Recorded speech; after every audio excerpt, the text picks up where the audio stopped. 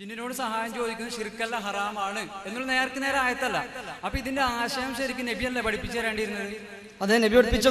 അതാ പറഞ്ഞ ഖുർആൻ പഠിപ്പിച്ചു, നബി പഠിപ്പിച്ചു.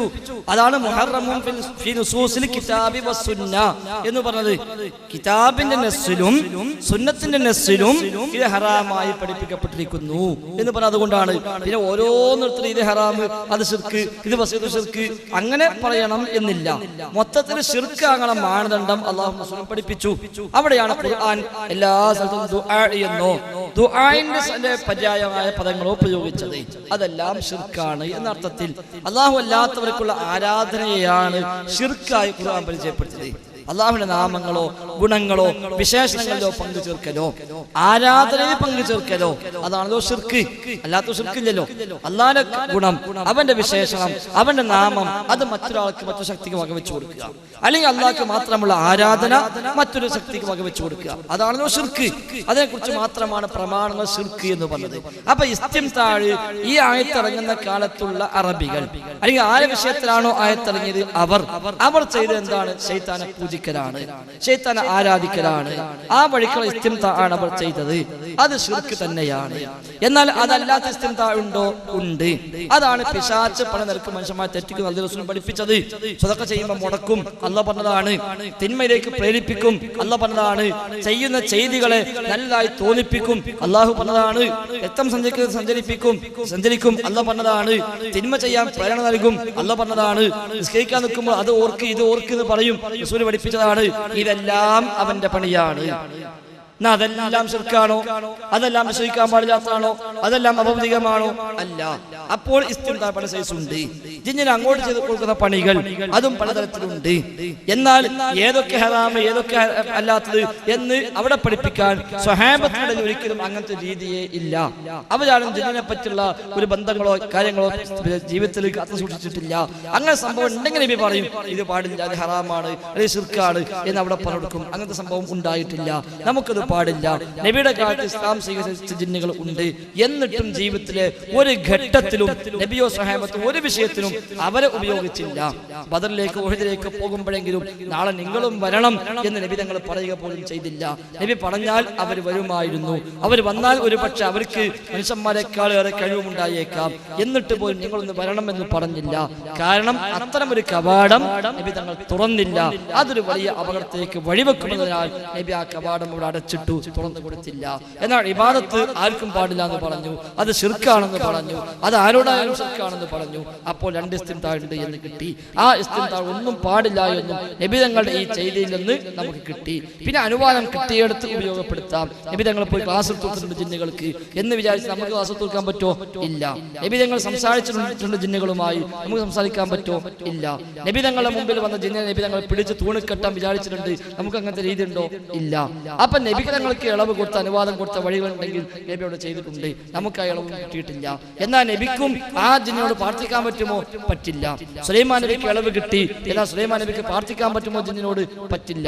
ഉപയോഗപ്പെടുത്ത അനുവാദം കിട്ടി, ഉപയോഗപ്പെടുത്തി. കാരണം അല്ലാഹു കീഴ്പ്പെടുത്തി കൊടുത്തപ്പോ പിന്നെ ഇനി ആ ശൈത്താൻ തന്നെ നരകത്ത് കൊണ്ടുപോകുന്നുള്ള പേടിക്ക് അവിടെ പ്രസക്തി ഇല്ല. ഹലാലായ അല്ലാഹു അനുവദിച്ചു കൊടുത്താലോ പിന്നെ ഹറാമിന്റെ പ്രശ്നവുമില്ല. നമുക്കതും കിട്ടിയിട്ടില്ല. അതുകൊണ്ട് വിശുദ്ധ ഖുർആനിന്റെയും സുന്നത്തിന്റെയും അധ്യാപന പ്രകാരം തന്നെ മുഹറമുൻ ഫീ നുസൂസിൽ കിതാബി വസുന്ന. അതുകൊണ്ട് അല്ലാഹുക്ക് മനസ്സിലായില്ലേ, റസൂലുള്ളാഹിക്ക് മനസ്സിലായില്ലേ ചോദ്യം അത് കുറച്ച് ഗൗരവമുള്ള ചോദ്യമാണ്. അത്തരം പദപ്രയോഗം ഞാൻ എന്നോടക്കമാണ് പറഞ്ഞത്, അത്തരം പദപ്രയോഗങ്ങൾ നമ്മൾ ശ്രദ്ധിച്ച് കൈകാര്യം ചെയ്യണം. അല്ലാഹുവിനെ കുറിച്ചാകുമ്പോൾ അല്ലാഹുക്ക് മനസ്സിലായില്ലേ എന്ന ചോദ്യമൊന്നും നമ്മൾ ചോദിച്ചുകൂടാ. അതല്പം ഒരു ഗൗരവമുള്ള പദമാണ് എന്ന് കൂടി സഹോദരൻ മനസ്സിലാക്കുക. അത്യാവശ്യം ഉണ്ടെങ്കിൽ ചോദിക്കാൻ നിങ്ങൾ അടുത്താ കൂടി. അല്ല, ഞാനങ്ങനെ ചോദിച്ചാൽ നമ്മൾ മുമ്പേ ചോദിക്കലുണ്ട്. ഏത് ഇപ്പൊ സ്ത്രീകൾ പള്ളിയിൽ പോകുന്നത് ഫിത്നയുടെ ഭാഗമായിട്ട് ഹറാമെന്ന് നമ്മ പറയും, സുന്നികൾ പറയുമ്പോൾ നമ്മ ചോദിക്കാറുണ്ട് അത് അല്ലാഹുക്ക് മനസ്സിലായില്ലേ, ഇന്ന് സ്ത്രീകൾ പള്ളിയിൽ പോലെ ഫിത്ന ഉണ്ടാവുന്നു, റസൂലിന് മനസ്സിലായില്ല. ഇതൊക്കെ നമ്മ സാധാരണഗതിയിൽ ചോദിക്കലുള്ളതാണ്. ഞാൻ ചോദിച്ചതെന്ന് വെച്ചാല് ഇങ്ങനൊരു ആയത്ത് ആശയത്തില് പ്രത്യക്ഷമായ ആയത്തിന്റെ പ്രത്യക്ഷത്തിൽ നിന്ന് മനസ്സിലാവാത്തൊരു കാര്യം നമ്മളിട്ട് ഇങ്ങനെ ആശയക്കുഴപ്പത്തിലാക്കണേക്കാളും നല്ലത് അല്ലാഹുവിനും റസൂലും പറഞ്ഞു തരലായിരുന്നല്ലോ. അതൊരു വിഷയം. ഇനിയിപ്പോ എനിക്ക് ചോദിക്കാനുള്ളത്, ഖുർആന്റെ നസ്സ് കൊണ്ട് ജിന്നിനോട് സഹായം ചോദിക്കുന്നത് ഹറാമാണെന്ന് തെളിഞ്ഞു. എന്നാൽ ജക്കരിയ സ്വലാഹി പുഴക്കരയിലുള്ള ജിന്നിനെ വിളിക്കുന്നത് ശിർക്കാണെന്ന് പറഞ്ഞാൽ ഇമാം അഹമ്മദ് ചെയ്തും ശിർക്കാണെന്ന് പറയേണ്ടി വരും. അപ്പൊ അതിന്റെ അർത്ഥം ഇമാം അഹമ്മദ് ജക്കരിയ സ്വലാഹിയുടെ വീക്ഷണത്തിൽ ഇമാം അഹമ്മദ് വിളിച്ചത് ജിന്നിനെയാണ്. അപ്പൊ ഇമാം അഹമ്മദിന് മനസ്സിലായിട്ടില്ല ഈ ഖുർആന്റെ നസ്സ് കൊണ്ട് ഈ ജിന്നിനെ വിളിക്കുന്നത് ഹറാമാണെന്ന് ഇമാം അഹമ്മദിന് മനസ്സിലായിട്ടില്ല. അല്ല, അങ്ങനെയല്ല. ഇമാം അഹമ്മദ് വിളിച്ചത് ജിന്നെ എന്നല്ല. ഇമാം അഹമ്മദ് വിളിച്ചത് ഈ ഹദീസ് പ്രകാരമാണ്. ഹദീസിൽ എന്താ ഉള്ളത്? യാ ഇബാദല്ലാഹ് എന്ന് വിളിച്ചുകൊള്ളുക. ഇമാം അഹമ്മദിന്റെ പഠനത്തിൽ ആ ഹദീസ് സ്വഹീഹാണ്. നമ്മളെ സംബന്ധിച്ച് ഞാൻ പറഞ്ഞല്ലോ, ഇത് പിന്നെ വിളിക്കാൻ പാടില്ല, കാരണം പാടില്ലെന്ന് അത് റസൂൽ പഠിപ്പിച്ചു. എന്നാൽ അതിൽ നിന്ന് ഒഴിവായിട്ട് ഇന്ന സ്ഥലത്ത് നിങ്ങൾ ഇങ്ങനെ ആവശ്യം വന്നാൽ ഇന്ന വിളിച്ചോളൂ എന്ന് റസൂൽ പറഞ്ഞാലോ നമുക്ക് ഹലാലായി. പാടില്ല എന്ന് പറഞ്ഞ റസൂൽ തന്നെ. ഉദാഹരണം, കള്ള് പാടില്ല, അതേപോലെ ലഹരി ഉണ്ടാക്കുന്ന ഒന്നും പാടില്ല എന്ന് വന്നു. ഇനി സ്വഹീഹായ ഹദീസിൽ പറയാണ് ഒരു പ്രത്യേക തരം എന്തെങ്കിലും സംഗതി പറഞ്ഞിട്ട് ആ ഒരു പദാർത്ഥം അത് അല്പം ലഹരി ഉണ്ടാക്കുന്നതാണെങ്കിൽ നിങ്ങൾക്ക് ഉപയോഗിക്കാം എന്ന് വന്നാലോ അവിടെ ആ ഹറാം ബാധകല്ല മനസ്സിലാവും. ആ ഹറാം അതിൽ ബാധകല്ല എന്ന് മനസ്സിലാവും. ഇവിടെ പാടില്ല എന്ന് പറഞ്ഞു, പിന്നെ വിളിക്കാൻ ആകെ ഇളവുണ്ട് എന്ന് പറഞ്ഞത് ഈ ഹദീസിൽ നിന്നാണ്. അതെവിടെയാണ്? വിജനപ്രദേശത്ത് വാഹനം നഷ്ടപ്പെട്ടാലോ വഴി തെറ്റിയാലോ നിങ്ങൾക്ക് വിളിക്കാം, കാരണം അവിടെ അത് പിടിച്ചു വെക്കാൻ സഹായിക്കാൻ അല്ലാഹ് പ്രത്യേകം ആളെ ഏൽപ്പിച്ചിട്ടുണ്ട് എന്ന് റസൂൽ പറഞ്ഞാൽ നമുക്ക് വിളിക്കാം. ഇമാം അഹമ്മദ് ഹദീസിനെ കുറിച്ച് പഠിച്ചു, അദ്ദേഹത്തിന് ബോധ്യമായി ഹദീസ് സ്വഹീഹാണ്, അഥവാ റസൂൽ പറഞ്ഞതാണ്. പിന്നെ ഇന്ത്യ റസൂൽ അങ്ങനെ പറഞ്ഞു എന്ന് ആലോചിക്കേണ്ട ആവശ്യം വിശ്വസിക്കില്ല. അപ്പൊ ഇമാം അഹമ്മദ് ഹദീസ് പ്രകാരം ചെയ്തു. ജിന്നേന്ന് വിളിച്ചില്ല, മലക്കേന്ന് വിളിച്ചില്ല, പിന്നെ യാ ഇബാദല്ലാഹ് ദുല്ലൂനി അല ത്വരീഖ് ഹദീസിൽ പഠിപ്പിച്ച പ്രകാരം അമൽ ചെയ്തു. അവിടെ അത്രയേ ഉള്ളൂ. ആ ഇബാദ ആര്? മനുഷ്യനല്ല, പിന്നെ ആര്? മലക്കോ ജിന്നോ ആയിരിക്കാം, ആരോ ആവട്ടെ. അതുകൊണ്ട് ഇമാം അഹമ്മദിന് മനസ്സിലായത് കൊണ്ടാ ചെയ്തത്. പക്ഷെ ഇമാം അഹമ്മദിന്റെ ആ ഗവേഷണത്തിൽ ഹദീസ് സ്വഹീഹാണ് എന്ന കണ്ടെത്തൽ ശരി അല്ലായിരുന്നു എന്ന് ശേഷം പണ്ഡിതന്മാർ വിശദീകരിച്ചു. അപ്പൊ നമുക്ക് മനസ്സിലായി ഇമാം അഹമ്മദിന്റെ ആ വീക്ഷണം ശരിയല്ല, നമ്മളത് മാറ്റി. സ്വഹീഹല്ല മനസ്സിലായി. നമുക്ക് വിളിക്കാൻ ഇളവ് കിട്ടുന്നത് ഈ ഹദീസിൽ നിന്നാണ്. ഈ ഹദീസ് ആവട്ടെ സ്വഹീഹല്ല, അതുകൊണ്ട് നമുക്കിന്ന് വിളിക്കാൻ വകുപ്പില്ല, എവിടെയും വിളിക്കാൻ വകുപ്പില്ല. അത് പുഴക്കരയും പാടില്ല, എവിടെയും പാടില്ല. എന്നാ ശിർക്കല്ല, കാരണം ശിർക്കായ സംഗതി ഒരിക്കലും ഒരു ഹദീസിനെ പഠിപ്പിക്കപ്പെടില്ല. അങ്ങനെ ഹദീസ് വന്നാൽ പോലും അത് സ്വഹീഹാണോ അല്ലേ എന്ന് ആലോചിക്കുന്ന പ്രശ്നവും ഇല്ല. നിങ്ങൾ ഖബറിൽ പോയി സുജൂദ് ചെയ്തോളൂ എന്ന് ഹദീസ് കണ്ടാൽ സ്വഹീഹാണോ അല്ല നമ്മൾ ആലോചിക്കും? ഇല്ല. സ്വഹീഹാണ് തെളിഞ്ഞാൽ നമ്മൾ മനസ്സിലാക്കും, എനിക്ക് ഹദീസ് മനസ്സിലായിട്ടില്ല എന്ന് വിചാരിച്ച് നമ്മൾ മാറ്റിവെക്കും. ഹദീസിന്റെ ഉദ്ദേശം എനിക്ക് മനസ്സിലാകാത്തോണ്ടായിരിക്കും എന്ന് വിചാരിച്ച് മാറ്റി വെക്കുകയുള്ളൂ. അല്ല റസൂല് പറഞ്ഞാൽ അവിടെ പോയി സുജൂദ് ചെയ്യാൻ എന്ന് ആലോചിക്കൂല. കാരണം എന്താ? അവിടെ പോയി സുജൂദ് ചെയ്യാൻ റസൂല് പഠിപ്പിക്കൂല. റസൂല് വന്നത് എന്താ? തൗഹീദ് പഠിപ്പിക്കാനാണ്. അപ്പൊ തൗഹീദിന് വിരുദ്ധമായ ആശയമാണോ കണ്ടപാട് ഇമാം അഹ്മദ് പറയും ഇത് സ്വീകാര്യമല്ല. എന്നാൽ അദ്ദേഹം സ്വഹീഹാണ് മനസ്സിലാക്കി ചെയ്തു. ഇബ്നു മുബാറക് സ്വഹീഹ് അല്ല മനസ്സിലാക്കി ചെയ്തില്ല. അതാണ് അവർ പരിഗണിച്ചത്. എന്നാൽ നമ്മളെ സംബന്ധിച്ച് അത് സ്വഹീഹ് അല്ല എന്ന് ബോധ്യമായി നമ്മൾ മാറ്റിവെക്കുന്നു. അപ്പൊ ഇമാം അഹ്മദിന് ആ പിന്നെ ഹറാമാണോ ഇമാം അഹ്മദിന് മനസ്സിലായില്ലേ എന്ന ചോദ്യം അപ്രസക്തമാണ്. മാത്രമല്ല നബി തങ്ങൾ പറഞ്ഞു, ഒരു ഗവേഷകൻ ഗവേഷണം നടത്തിയിട്ട് ആ ഗവേഷണത്തിൽ തെറ്റുപറ്റിയാൽ അദ്ദേഹത്തിന് ഒരു കൂലിയുണ്ട്, ശരി പറ്റിയാൽ 2 കൂലിയുണ്ട്. ഒന്നാമത്തേതിൽ ഗവേഷണം ചെയ്തതിനുള്ള കൂലി, രണ്ടാമത്തേതിൽ ഗവേഷണം ചെയ്തതിനും ആ ശരി സമുദായത്തെ പഠിപ്പിച്ചതിനുമുള്ള കൂലി, 2 കൂലി കിട്ടും എന്ന് പറഞ്ഞു. ആ ഹദീസിൽ എല്ലാ ഗവേഷകന്മാർക്കും ബാധകമാണ്. ഞാൻ യാ ഇബാദല്ലാഹ് എന്ന് വിളിച്ചതിനെ സംബന്ധിച്ചല്ല. ജക്കരിയ സ്വലാഹി പുഴയിൽ വീണ ഒരാൾ യാ ഇബാദല്ലാഹ് എന്ന് വിളിച്ചാൽ ശിർക്കാവോ ശിർക്കല്ല എന്നുള്ളതല്ല ചർച്ച. ജിന്നിനെ വിളിച്ചാൽ അത് ശിർക്കല്ല, ഹറാമാണ്. മീൻ പിടിക്കുന്ന ചൂണ്ടിടുന്ന സമയത്ത് ആ ജിന്നെ ഒന്ന് പിടിക്കലാന്ന് പറഞ്ഞാലോ അത് ശിർക്കല്ല, ഹറാം. യാ ഇബാദല്ലാഹ് എന്ന് വിളിച്ചാന്നല്ല. അപ്പൊ ഞാൻ ഇവിടെ ഈ ജിന്നിനെ വിളിക്കുന്നത് ശിർക്കല്ല, ശിർക്കാണെന്ന് പറഞ്ഞാൽ അഹ്മദ് സുന്ന വിളിച്ചത് ശിർക്കാണെന്ന് പറയേണ്ടി വരും. അപ്പൊ ജക്കരിയയുടെ വീക്ഷണത്തിൽ ഇമാം അഹമ്മദ് വിളിച്ചത് ആരെയാണ്? ജിന്നിനെയാണ്. ഇമാം ജക്കരിയയുടെ കാഴ്ചപ്പാടുണ്ടായി പറയാം. ജക്കരിയ സ്വലാഹിയുടെ കാഴ്ചപ്പാടാണ് ഞാൻ പറയുന്നത്. ജക്കരിയ സ്വലാഹിയുടെ കാഴ്ചപ്പാടില് ഇമാം അഹമ്മദ് വിളിച്ചത് ജിന്നിനെയാണ്. അതുകൊണ്ടാണല്ലോ ഇവിടെ ജിന്നിനെ വിളിക്കുന്നത് ശിർക്കാണെന്ന് പറഞ്ഞാൽ അഹമ്മദ് സുന്ന ചെയ്ത് ശിർക്കാവണം. അപ്പൊ അഹമ്മദ് വിളിച്ചാരാണ്? ജിന്നിനെ.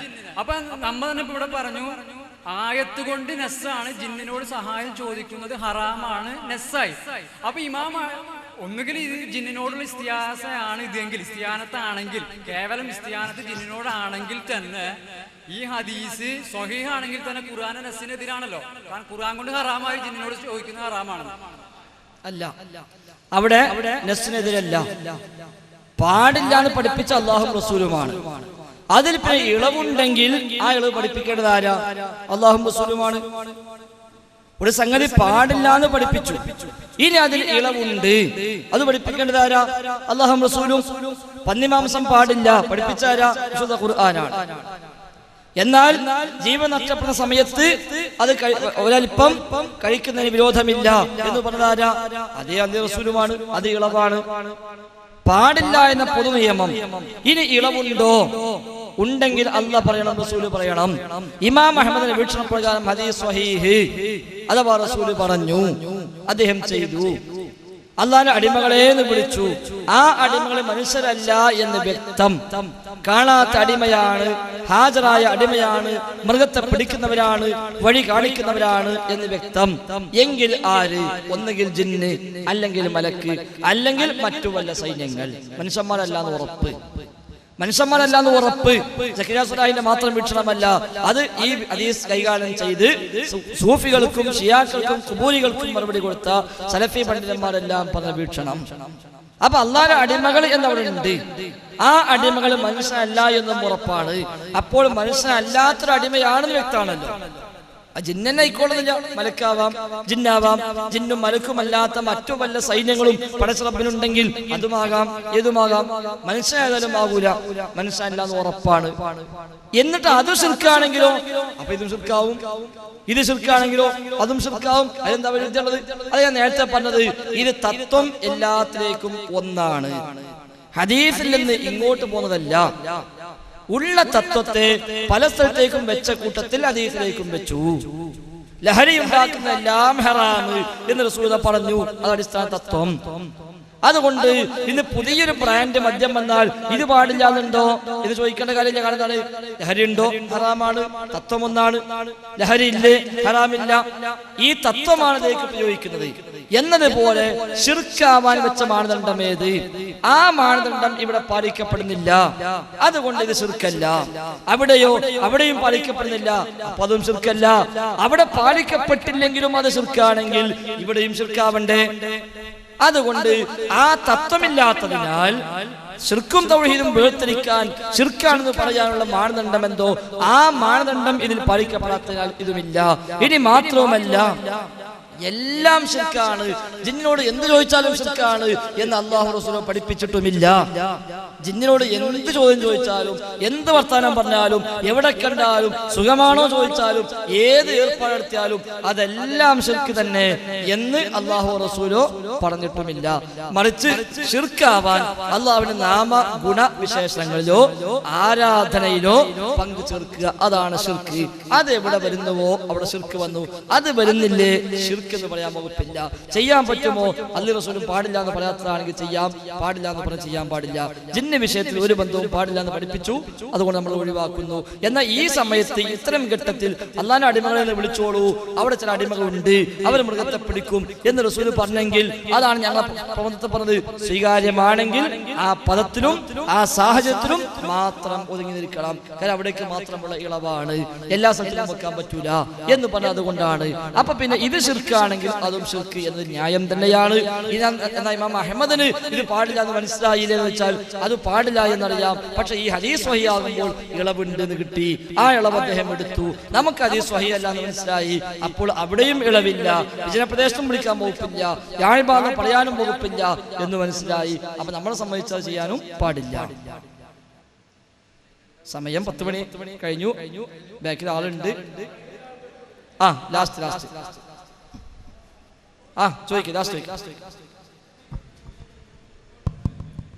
എൻ്റെ ഒരു സംശയം, മനുഷ്യനക്ക് അഭൗതികവും അദൃശ്യമായ അല്ലാഹ്, അത് മുഴുവൻ സൃഷ്ടികൾക്ക് അഭൗതികവും അദൃശ്യമാണല്ല.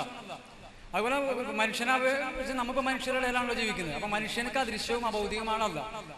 ഈ അല്ലാഹുവിനോട് അവന്റെ കഴിവിൽപ്പെട്ട ഒരു കാര്യം ചോദിച്ചാൽ അത് പ്രാർത്ഥന. ഇതുപോലെ മനുഷ്യനെ സംബന്ധിച്ച് ജിന്ന് അബൗദ്യവുമാണ്, അദൃശ്യവുമാണ്.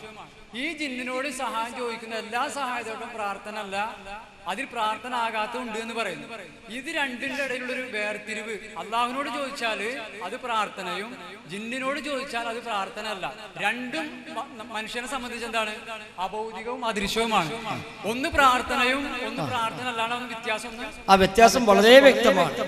അള്ളാഹു അദൃശ്യനായത് ഏത് അർത്ഥത്തിലാണോ ആ അർത്ഥത്തിൽ ജിന്ന് അദൃശ്യമേ അല്ല.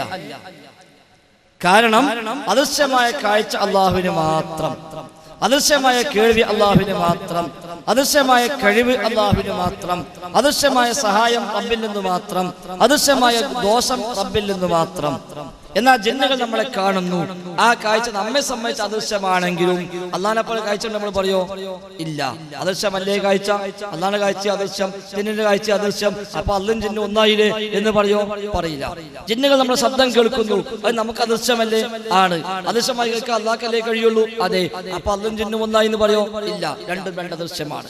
ജിന്നുകൾ പലരെയും സഹായിക്കുന്നു, പലരെയും ഉപദ്രവിക്കുന്നു, അത് അദൃശ്യമല്ലേ? ആണ്. എന്നാൽ അദൃശ്യമായി സഹായിക്കാനും ഉപദ്രവിക്കാനും അള്ളാഹ്ക്കല്ലേ കഴിയൂ? അതേ കഴിയൂ. അപ്പൊ ജിന്നു ഉപദ്രവിച്ചതോ? നാവിന് ജിന്നു മല്ലയായി എന്ന് പറയോ? ഇല്ല. അതുകൊണ്ടാണ് നമ്മൾ പറഞ്ഞത് അഭൗതികം എന്ന് കാര്യകാല ബന്ധങ്ങൾക്ക് അതീതം എന്ന അർത്ഥത്തിൽ ജിന്ന് അഭൗതികം എന്ന് പറഞ്ഞാൽ തന്നെ ശിർക്കായി, ജിന്ന് അദൃശ്യം എന്ന് പറഞ്ഞാൽ തന്നെ ശിർക്കായി. അതല്ല മനുഷ്യനെ അപേക്ഷിച്ച അദൃശ്യനാണോ? കുഴപ്പമില്ല. നമ്മൾ കാണാത്തത് ദൃശ്യമാവാത്ത അർത്ഥത്തിലാണെങ്കിൽ കാണാത്തതിനോട് ചോദിച്ചാൽ ശിർക്കാണെന്ന് എവിടെയും പറഞ്ഞിട്ടില്ല. കാണാത്തതിനോട് ചോദിച്ചാൽ ശിർക്ക് എന്ന് പറഞ്ഞിട്ടില്ല. എന്നാൽ അഭൗതികത കൽപ്പിക്കുമ്പോൾ, അദൃശ്യമാ എന്ന് കൽപ്പിക്കുമ്പോൾ അതേത് അദൃശ്യം? പടച്ചറബിനെ കുറിച്ച് പറയുന്ന അദൃശ്യം, പടച്ചറബിനെ കുറിച്ച് പറയുന്ന അഭൗതികം അഥവാ കാര്യകാല ബന്ധങ്ങൾക്ക് അതീതം. ആ അർത്ഥത്തിൽ ഒരു ശക്തിയുണ്ട് വിശ്വസിച്ചാൽ ശിർക്കായി. ചോദിക്കേണ്ട കാര്യമില്ല, സഹായം ചോദിക്കേണ്ട ആവശ്യമില്ല. കാണുമെന്നോ കേൾക്കുമെന്നോ വിശ്വസിച്ചാൽ തന്നെ ശിർക്കായി. ചോദിച്ചാലോ? ചോദ്യവും ശിർക്കായി.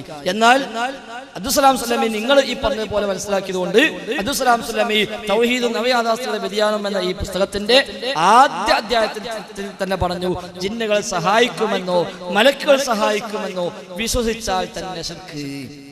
ജിന്നും മലക്കും സഹായിക്കുന്ന വിശ്വസിച്ചാൽ തന്നെ ശിർക്ക്. കാരണം എന്താ? അദൃശ്യമായി അല്ലാഹയെ സഹായിക്കൂ. അപ്പൊ ജിന്നെ സഹായിക്കുന്ന വിശ്വസിച്ചാൽ അദൃശ്യമായി സഹായിക്കുന്ന ആയല്ലോ, അപ്പൊ അത് ശിർക്കായി. അതുകൊണ്ട് ജിന്ന് ഇവിടെ ഒരാളും സഹായിക്കുന്നില്ല, ജിന്ന് ഒരാളെ ഉപദ്രവിക്കുന്നില്ല. അപ്പോഴാ ചോദിച്ചത് സിഹിറിലുണ്ടല്ലോ, സിഹിറില്ല. കണ്ണേറിലുണ്ടല്ലോ, കണ്ണേറുമില്ല. ബുഖാരിയിലുണ്ടല്ലോ, എന്നാലും ശരിയല്ല. സ്വഹീഹാണല്ലോ, അല്ല സ്വഹീഹല്ല. ഒരുപാട് ഹദീസ് ഉണ്ടല്ലോ, എല്ലാം കൊണ്ടുപോവാ, ഞാൻ വഴീഫാക്കി തരാം. അങ്ങനെ കൊണ്ടുപോയി കൊടുത്തു 60 എണ്ണം, 60 ഹദീസും വഴീഫാക്കി തന്നു. അതെന്തുകൊണ്ട്?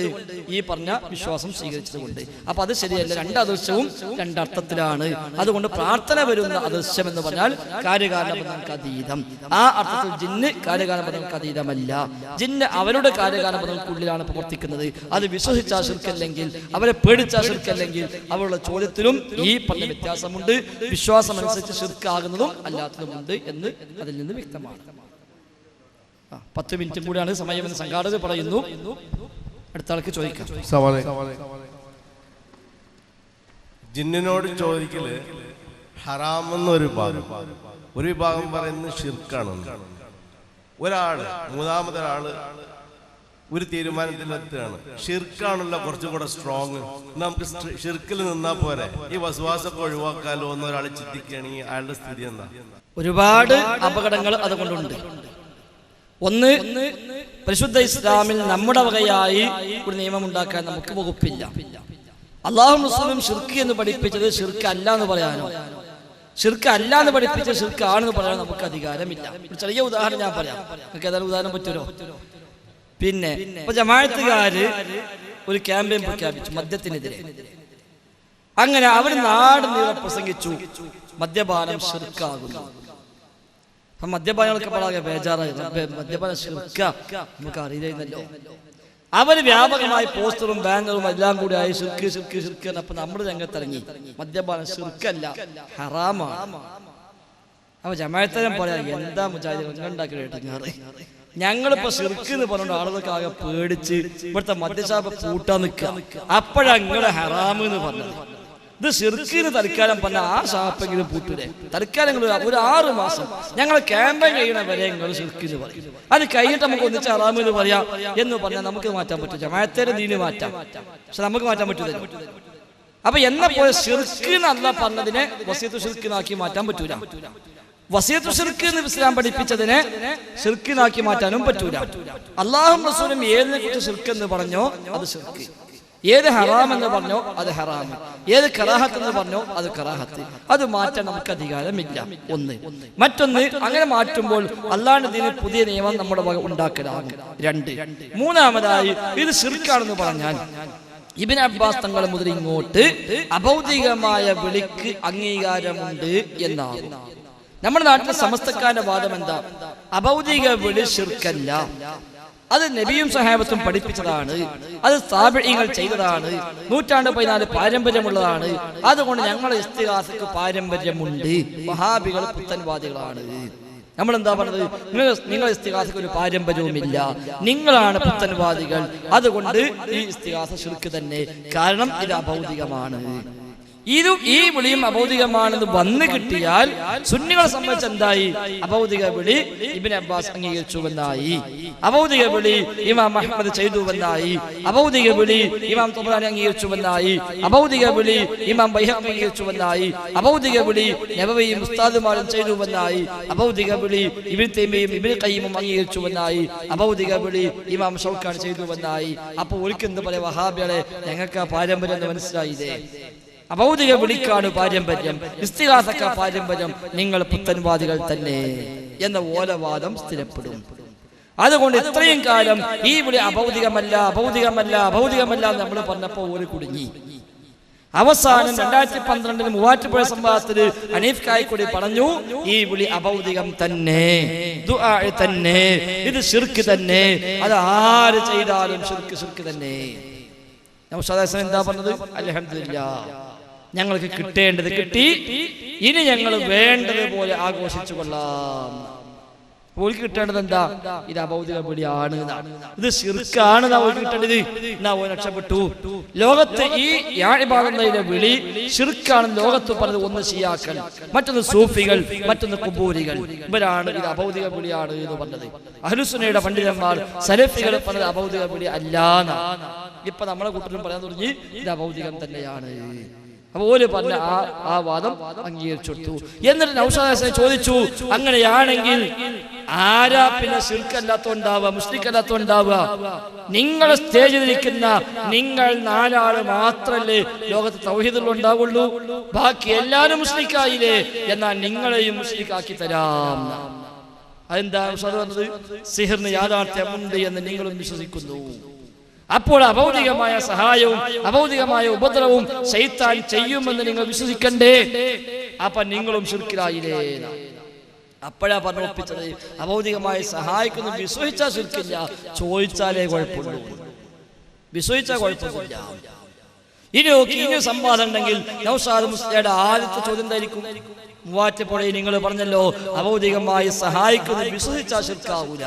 അതുപ്രകാരം ഞങ്ങൾ വിശ്വസിക്കുന്നു മുഹീദ്ദീൻ ശൈഖ് സഹായിക്കുമെന്ന്, മുഹീദ്ദീൻ ശൈഖ് ഹാജരാകുമെന്ന്, മുഹീദ്ദീൻ ശൈഖ് ഞങ്ങളെ കാണുമെന്ന്, മുഹീദ്ദീൻ ശൈഖ് ഞങ്ങൾ കേൾക്കുമെന്ന് ഞങ്ങൾ വിശ്വസിക്കുന്നു. ഞങ്ങൾ സഹായം ചോദിക്കുന്നില്ല. ഈ വിശ്വാസം ശിർക്കാണെന്ന് പറഞ്ഞാൽ നിങ്ങൾക്ക് എന്താ ന്യായമുള്ളത്? എന്താ പറയാ? എന്നാ പിന്നെ അതൊന്നും ശിർക്കല്ല എന്ന് പറയേണ്ടി വരും. അതാണ് ഏറ്റവും വലിയ അപകടം. ആ അപകടം മുന്നിൽ കണ്ടിട്ട് ലബ്ബാദാരിമി അന്ന് അദ്ദേഹത്തോട് ആദ്യം പറഞ്ഞത്, ഹനീഫ ഇത്രയും കാലം പറഞ്ഞ മറുപടി എന്തോ, മണ്ണാർക്കാട് കൊടുത്ത മറുപടി എന്തോ, അത് പറഞ്ഞാൽ മതി കേട്ടോ, അപ്പുറം പറയണ്ട. പക്ഷെ അപ്പുറം പറഞ്ഞു, അപകടം ഉണ്ടായി. എന്നിട്ട് നമ്മൾ ശിർക്കപ്പെട്ടു പറയുന്നത്. യഥാർത്ഥത്തിൽ മന്ത് മറ്റേ കാതിലാണ്. ഫൈസൽ കൂട്ടിലങ്ങാടി ഇവിടെ ഇപ്പോൾ ഫൈസൽ മൗലവി പറഞ്ഞു, ഇപ്പോൾ വലിയ പ്രശ്നത്തിനുള്ള ഇതാണ്, ഉറക്കവും ഇല്ല ഊണുമില്ല, അങ്ങനെ പ്രശ്നത്തിലുള്ള സമയമാണ്.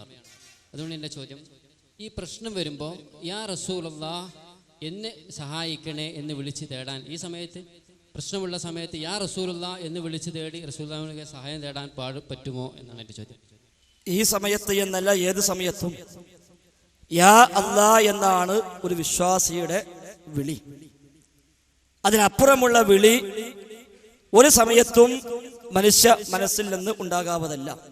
സുഹൃത്ത് ശ്രദ്ധിക്കണില്ല, കൂട്ടിലങ്ങാടി വരെ വന്നത് ചോദ്യം ചോദിക്കാൻ മാത്രം എഴുതി. അപ്പൊ ഏത് സമയത്തും സത്യവിശ്വാസിയുടെ വിളി, സഹായത്തേട്ടം യാ അല്ലാ എന്നാണ്. ഇനി റസൂലിനോട് വിളിക്കാൻ ഒരു പ്രയാസം ഉണ്ടാകുന്ന സമയത്ത് വരെ കാത്തിക്കണ്ട ഒരു ആവശ്യമുണ്ട് എന്ന് സുഹൃത്ത് വിശ്വസിക്കുന്നുണ്ട് എന്ന് എനിക്ക് തോന്നുന്നില്ല. ഏത് സമയത്താട്ടെ, പ്രതിസന്ധി ഉണ്ടെങ്കിലും ഇല്ലെങ്കിലുമൊക്കെ ഏത് സമയത്തുമുള്ള തേട്ടം അള്ളാഹിനോട് മാത്രം. അള്ളാഹുവിന്റെ റസൂലാവട്ടെ, മറ്റ് അമ്പിയാക്കളാവട്ടെ, മരിച്ചുപോയ മഹാന്മാരാവട്ടെ, ജിന്നോ മലക്കോ ശൈത്താനോ ആരുമാകട്ടെ, റബ്ബിന് പുറമെ ആരോട് അത്തരം സഹായാർത്ഥനകൾ നിർവഹിക്കുന്നുവെങ്കിലും അത് തീർച്ചയായും ശിർക്ക് തന്നെയാണ്, സംശയമൊന്നുമില്ല. അപ്പോൾ റസൂലിനോടുള്ള സഹായതേട്ടം ശിർക്കാണെന്നവ പറഞ്ഞത്. റഹ്മാനായ റബ്ബിനോടാണ് സഹായത്തേട്ടം വേണ്ടത്.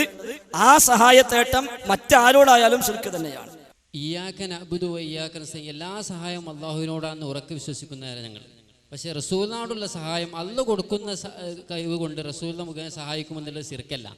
കാരണം ഇതേ ചോദ്യം, യാ റസൂലുള്ളാ എന്നെ സഹായിക്കണേ എന്നുള്ള ചോദ്യം ഇമാം റംലിയോട് ചോദിക്കപ്പെട്ടു. അപ്പൊ ഇമാം റംലി പറഞ്ഞു, അന്നൽ ഇസ്തിയാസത ബിൽ അംബിയാഇ വൽ മുർസലീന വൽ ഔലിയാഇ വസ്സാലിഹീന ജായിസത്തുൻ.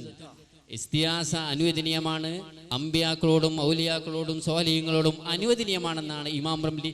ഈ വിഷയത്തെ ചോദിക്കപ്പെട്ടപ്പോൾ ഇമാം റംലി മറുപടി പറഞ്ഞത് ജായിസാണ്, അനുവദനീയമാണ് എന്നുള്ളതാണ്. ആ റംലിയുടെ ഫത്വക്ക് 2004 മണ്ണാർക്കാട് സംവാദത്തിൽ നമ്മൾ നൽകിയ ഒരു മറുപടിയുണ്ട്. അതേ മറുപടിയാണ് ഇപ്പോഴും പറയാനുള്ളത്. അന്ന് നമ്മൾ പറഞ്ഞു ഇതിനേക്കാളും നല്ലത് കാന്തപുരത്തിന്റെ ബുക്ക് വായിക്കുകയാണ്. അന്ന് സക്കരിയ സ്വലാഹി പറഞ്ഞ മറുപടിയാണ്. ഓരോ മുജാഹിദുകാരനും ഓർമ്മ ഉണ്ടാവും, ഇതിനേക്കാളും നല്ലത് കാന്തപുരം എഴുതിയിട്ടുണ്ട് എന്ന് വായിച്ചാൽ മതിയല്ലോ എന്ന് പറഞ്ഞു. അത്രേ അതിനും വിലയുള്ളൂ. റംലി, ഇമാം റംലി വലുതാക്കി പറഞ്ഞുകൊണ്ട് അദ്ദേഹം പറഞ്ഞൊക്കെ ഇസ്ലാമിന് പ്രമാണമാകുന്നില്ല. റംലി ഇപ്പൊ അടുത്ത കാലത്ത് ഒരു 3-4 നൂറ്റാണ്ട് കാലം മുമ്പ് ജീവിച്ചു പോയ ഒരു ഷാഫി പണ്ഡിതനാണ്. അദ്ദേഹത്തിൽ നിന്നല്ല അഖീദ സ്വീകരിക്കേണ്ടത്. അഖീദ സ്വീകരിക്കാൻ വിശുദ്ധ ഖുർആനും തിരുസുന്നത്തുമാണ് അടിസ്ഥാന പ്രമാണം. അതുകൊണ്ട് അതിനപ്പുറം റംലിയല്ല, ഇനി ആര് പറഞ്ഞാലും ശരി അതല്ല നമുക്ക് പ്രമാണം. റംലിക്ക് തെറ്റുപറ്റില്ല എന്നോ റംലി മഅ്സൂമാണ് എന്നോ അതിനർത്ഥമില്ല. ഒരു പക്ഷേ സുഹൃത്തിന് അടുത്ത ചോദ്യം വന്നേക്കാം, റംലിയെ കുറിച്ച് KM മൗലവി മഹത്വം പറഞ്ഞിട്ടുണ്ടല്ലോ എന്ന്. പറഞ്ഞിട്ടുണ്ട്, ശരിയാണ്. അതാണ് ഞാൻ ചോദിക്കാൻ ഉദ്ദേശിച്ചത്. നിങ്ങൾ തിരൂർക്കാട് ചോദിക്കാൻ വന്നപ്പോൾ ഞാൻ പറഞ്ഞു, ആദ്യ ചോദ്യം ചോദിച്ചപ്പോൾ ഞാൻ പറഞ്ഞു രണ്ടാമത്തെ ചോദ്യം ചോദിക്കുകയാണ്. അപ്പൊ നിങ്ങൾ ആദ്യത്തും ചോദിച്ചില്ല, രണ്ടാമത്തും ചോദിച്ചില്ല, നിങ്ങൾ അവിടുന്ന് ഒഴിവായിപ്പോയി. ഇപ്പൊ ഏതായാലും ഇവിടെ വന്നപ്പോ ആദ്യ ചോദ്യം ഇല്ല, രണ്ടാമത്തെ ചോദ്യമാണ് ആദ്യം ചോദിച്ചത്. ഇത് അന്ന് അവിടെ ചോദിച്ചാൽ മതിയായിരുന്നു. എന്നാൽ ഇതിനു വേണ്ടി നിങ്ങൾ കൂട്ടിലങ്ങാടിയിൽ ഈ പുത്തനത്താണി വരെ വാഹനം കയറി വരേണ്ട ഒരു ആവശ്യം ഉണ്ടായിരുന്നില്ല. അന്ന് നിങ്ങൾ ഒന്നാമത്തെ ചോദ്യം ചോദിച്ചു. അപ്പൊ ഞാൻ പറഞ്ഞു, ഈ ചോദ്യത്തിന് മറുപടി കിട്ടിയാൽ നിങ്ങൾക്ക് ചോദിക്കാൻ രണ്ടാമത്തെ ചോദ്യം ഉണ്ട്, അതും കൂടി ചോദിക്ക്, രണ്ടും ഒന്നിച്ച് പറയാം. അപ്പൊ നിങ്ങൾ പറഞ്ഞു ഒന്നാമത്തെ പറഞ്ഞാൽ രണ്ടാമത്തെ ചോദിച്ചോളാം. ഞാൻ പറഞ്ഞു ഒന്നാമത്തെ അല്ല, രണ്ടാമത്തെ ചോദിക്ക്, രണ്ടും ഒപ്പം ചോദിക്കുക, അപ്പൊ തരാം മറുപടി. അന്ന് നിങ്ങൾ അവിടുന്ന് പോയതാ, ഞാൻ ചോദിക്കണില്ല എന്നിട്ട്. ഇപ്പൊ ചോദിച്ചത് അന്ന് അവിടെ ചോദിച്ചാൽ നിങ്ങൾ ഇങ്ങോട്ട് വരേണ്ട ആവശ്യം ഉണ്ടായിരുന്നില്ല. അപ്പൊ ഏതായിരുന്നാലും റംലി പറഞ്ഞു എന്നുകൊണ്ട് ഇസ്ലാമിൽ ഒരു കാര്യം സ്ഥിരപ്പെടൂല. ആര് പറഞ്ഞാലും അള്ളാഹും റസൂലുമാണ് ദീന് പഠിപ്പിക്കാൻ അർഹതപ്പെട്ടവർ. അതുകൊണ്ടാണല്ലോ ഇമാം മുഹമ്മദിനോട് ഒരു വിഷയം ചോദിച്ചപ്പോൾ ഇമാം മുഹമ്മദ് പറഞ്ഞു അള്ളാഹു റസൂൽ പഠിപ്പിച്ചത് ഇങ്ങനെയാണ്. അപ്പൊ ചോദ്യകർത്താവ് പറഞ്ഞു, ഇന്ന ഇബ്നുൽ മുബാറക് ഖാല കദാ വകദാ, ഇബ്നു മുബാറക് ഇങ്ങനെയൊക്കെ പറഞ്ഞിട്ടുണ്ടല്ലോ. ഇബ്നു മുബാറക് എന്ന റംലിയേക്കാളും എത്രയോ അത്യുന്നതനാണ്, താബിഉ താബിഇയാണ്. മസ്ജിദ് ഹറാമിൽ ക്ലാസ് എടുത്തിരുന്ന മഹാനായ പണ്ഡിതനാണ്. ആ താബിഉ താബിഇയായ ഇബ്നു മുബാറക്, എന്റെ ഓർമ്മ ശരിയാണെങ്കിൽ ഹിജ്റ 118 ഇബ്നു മുബാറക് ജനിക്കുന്നത്. ഹിജ്റ 118. ആ അബ്ദുല്ലാഹ് ഇബ്നു മുബാറക് ഇങ്ങനെ പറഞ്ഞിട്ടുണ്ടല്ലോ എന്ന് ചോദിച്ചപ്പോൾ ഇമാം അഹ്മദ് പറഞ്ഞു, ഇന്ന ഇബ്നുൽ മുബാറക് ലം യൻസിൽ മിനസ് സമാ, ഇബ്നു മുബാറക് ആകാശത്ത് നിന്ന് ഇറങ്ങിയിട്ടൊന്നുമില്ല, ആകാശത്ത് നിന്ന് ഇറങ്ങി വന്ന ആളൊന്നുമല്ല ഇബ്നു മുബാറക്. അപ്പൊ ചോദ്യകർത്താവ് വീണ്ടും ചോദിച്ചു, ഇന്ന ഇബ്രാഹിം ഇബ്നു അദ്ഹം ഖാല കദാ വകദാ, ഇബ്രാഹിം ഇബ്നു അദ്ഹമും ഇങ്ങനെയാണല്ലോ പറഞ്ഞത്. അപ്പൊ ഇമാം അഹ്മദ് പറഞ്ഞു, അലൈക്കും ബിൽ അസ്ൽ, നിങ്ങൾ സ്വീകരിക്കേണ്ടത് അസുലാണ്, അടിസ്ഥാനമാണ്. കാരണം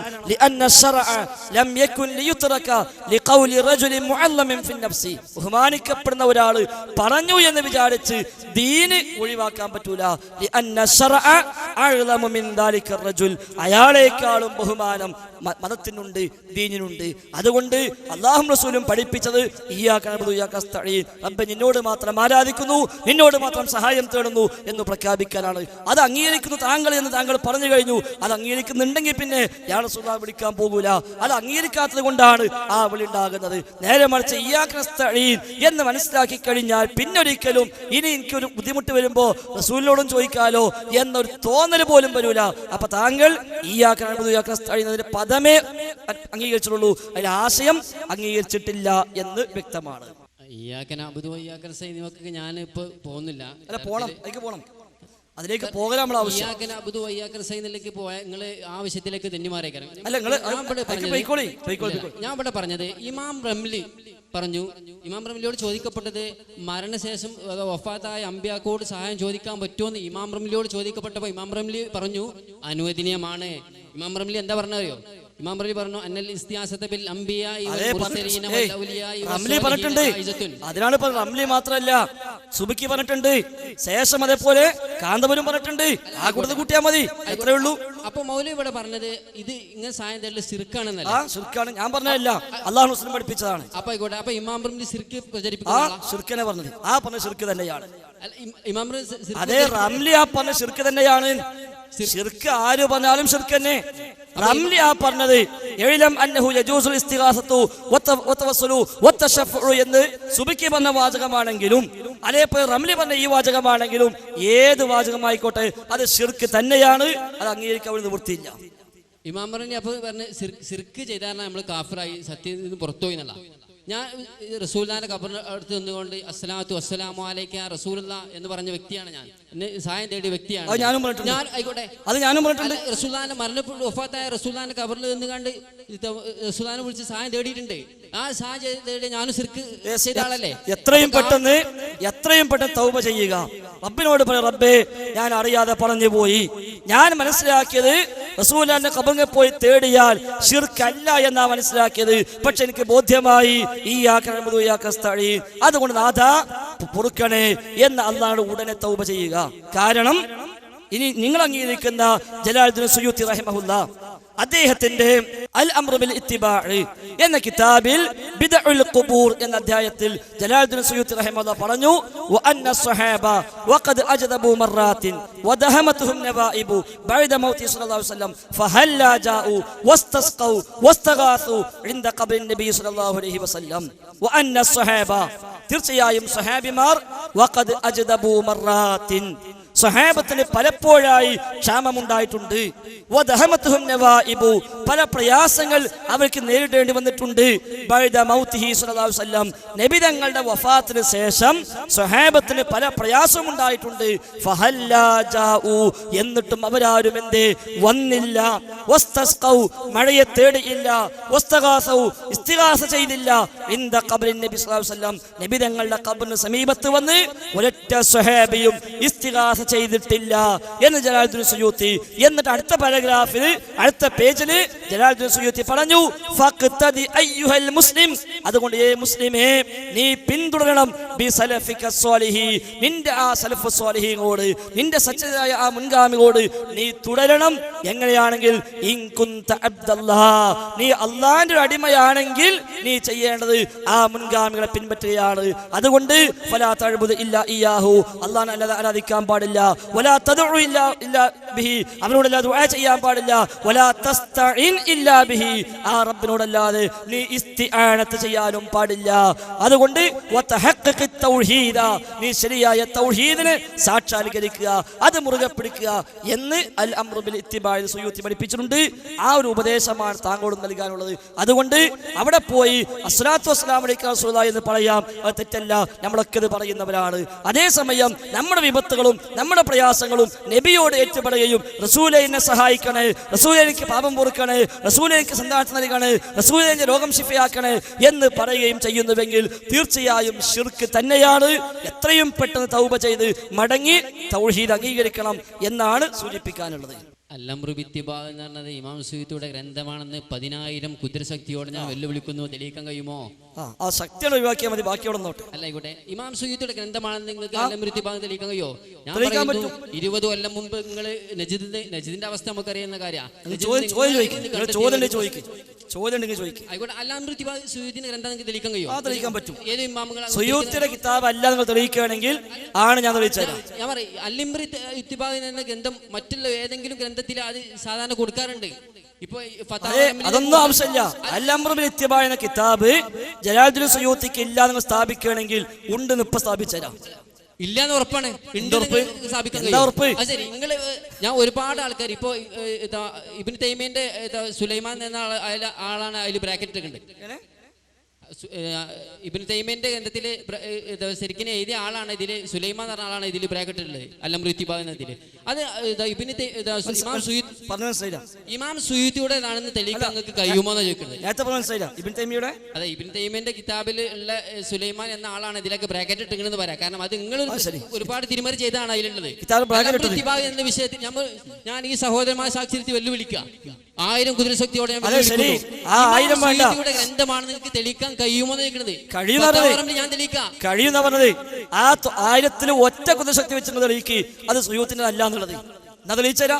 1000 ഒന്നും വേണ്ട, അത് നമ്മൾ ശക്തി ഒഴിവാക്കി ബാക്കി എടുത്തോളി. ഇന്ന് നിങ്ങൾ തെളിയിക്കുന്നത് ഇത് സുയൂത്തിയുടേതല്ല. ഇത് ഇപ്പൊ മൂലമായി പഠിപ്പിച്ചൊരു പണിയാ.